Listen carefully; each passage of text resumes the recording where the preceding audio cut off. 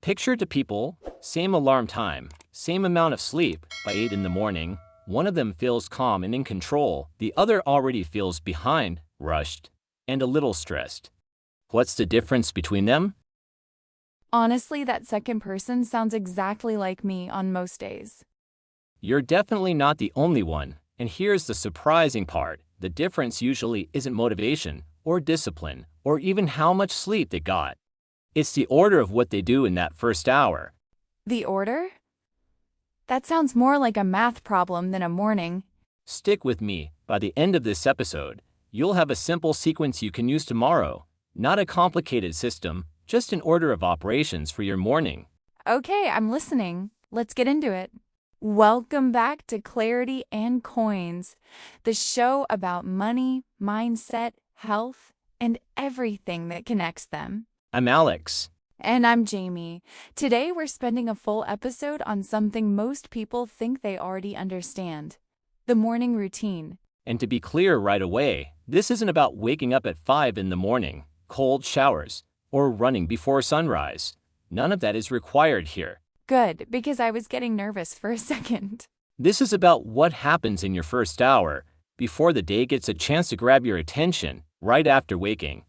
Your brain is unusually open to influence, almost like wet cement before it sets. I love that image. And since this is a longer episode today, I'm guessing we're going deeper than usual?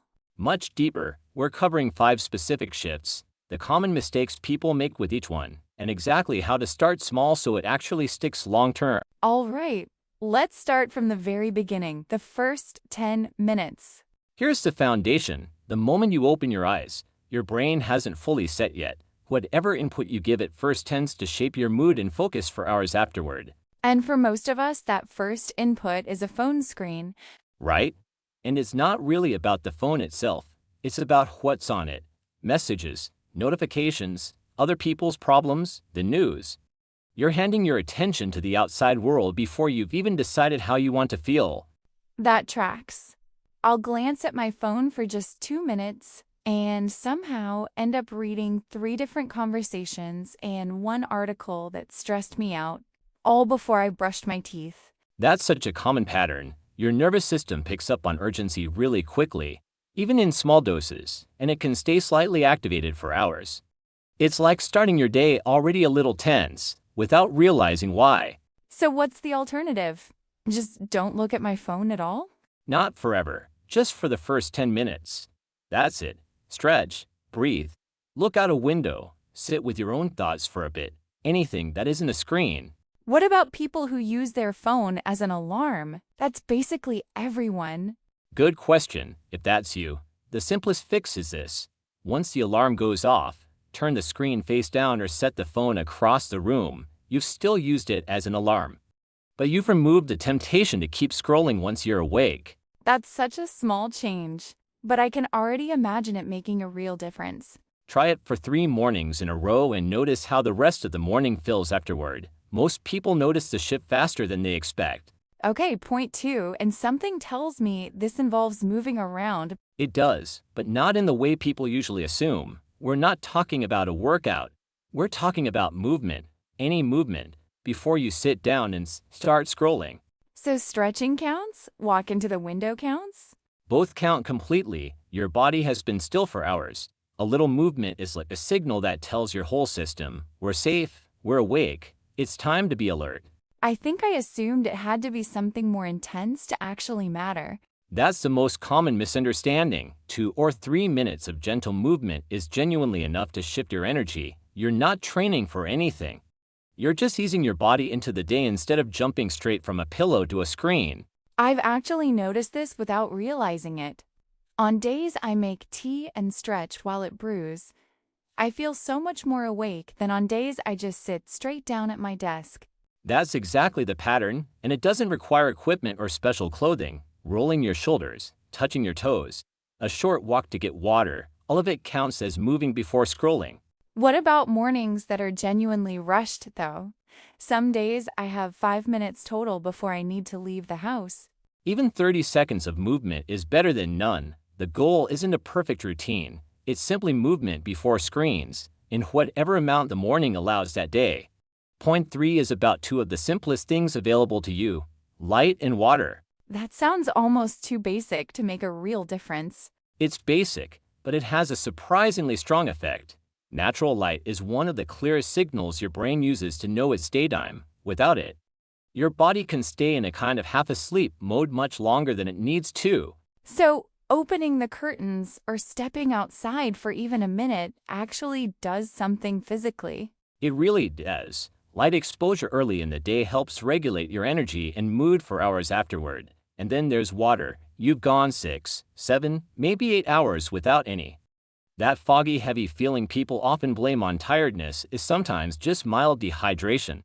I always reach for coffee first thing. Are you saying that that's the wrong order? Not wrong exactly, just worth reordering. Try water first, then coffee. You'll still get your coffee. You're just giving your body what it needs before giving your brain what it wants. Water first, coffee is the reward. I like that framing a lot more than give up coffee, which is honestly what I was bracing for. Nobody's taking away your coffee here. We're just adjusting what comes before it. Okay, quick recap before we move on because that's 3 solid shifts already. Delay the phone for 10 minutes, move your body a little before sitting down, and get some light and water before anything else. And notice, none of these require buying anything, downloading an app, or changing your schedule. They're all about sequence, not equipment. I'm realizing this whole episode is really about which domino falls first. That's a great way to put it. And the next 2 shifts are about what you do with your mind, not just your body. Let's get into those. All right, this next one feels like it's going to call me out personally. Possibly. Here's the idea. If the first thing you do is open messages or emails, you're letting other people's requests set your agenda before you've set your own. That is exactly what happens to me. By the time I've replied to everyone, I've barely thought about what I actually need to accomplish. So here's the fix. Before you check anything, decide on one priority. Just one thing that, if you got it done today, would make the day feel like a genuine win.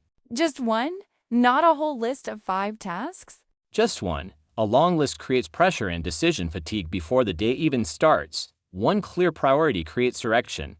You can still respond to messages later, but now you're doing it on purpose, not on autopilot. What if something genuinely urgent comes in, though? I can't just ignore my inbox all morning. Nobody's saying ignore it. The idea is simply to decide your win for the day before the inbox gets to decide it for you. You're still free to respond to real emergencies. You're just not letting routine notifications quietly become your entire agenda.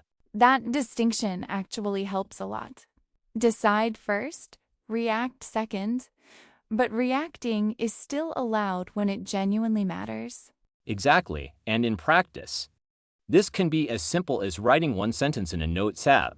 Today's win is not checking my phone for the first 5 minutes before you unlock anything else on your phone. I might actually try that tomorrow morning. And the 5th shift ties everything together, having one small ritual that marks the start of your day, on purpose. What do you mean by ritual exactly? That word can sound a little intense. It's much smaller than it sounds. It can be a few minutes with your drink of choice in silence, writing down one thing you're grateful for, even just sitting quietly for a minute before any noise begins. So it's less about what you do and more about doing the same small thing consistently. Exactly that. The ritual becomes a signal to your brain. This is how I begin. Over time, that small signal builds a quiet sense of control before the day asks anything of you at all. Do you have one yourself? I do. A few minutes with tea. No phone. Just sitting by a window. Nothing impressive, but it's mine, and I do it almost every day. I think I want mine to be the quiet coffee thing we mentioned earlier. 5 minutes, no phone, no talking. That's a perfect anchor, and notice how naturally that pairs with shift number 1, the phone-free first 10 minutes. A lot of these shifts support each other once you start combining them. It's less like 5 separate rules and more like one flow. That's a great way to see it. So let's pull it all together. Delay the phone, move your body, get light and water, choose one priority, and build a small anchor ritual. 5 shifts. And here's the most important part of today's episode. Don't try all 5 tomorrow morning. I had a feeling you were going to say that. Pick just one, whichever one felt most relevant to you while we were talking. Do that one thing for the next 7 days, every single day, before anything else. And then what? Add a second one after that? Exactly. Once the first one feels automatic, almost unconscious, add a second, then a third whenever you're ready. Small consistent shifts beat a complete overhaul that quietly falls apart by Wednesday. And if I miss a day somewhere in there? Then you simply start again the next morning. One missed day never erases the pattern you're building. It's only a problem if a missed date turns into giving up entirely. That actually takes a lot of pressure off. This doesn't feel like one more thing I have to be perfect at. It feels like something I could genuinely keep. That's a wrap on this episode of Clarity and Coins. Your morning doesn't have to be perfect. It just has to be intentional. If this episode helped you see your mornings a little differently, share it with someone who needs it today. And if you haven't already, hit subscribe. We drop new episodes on money, mindset, health, and growth every week. Remember, clarity is the first coin. See you in the next one.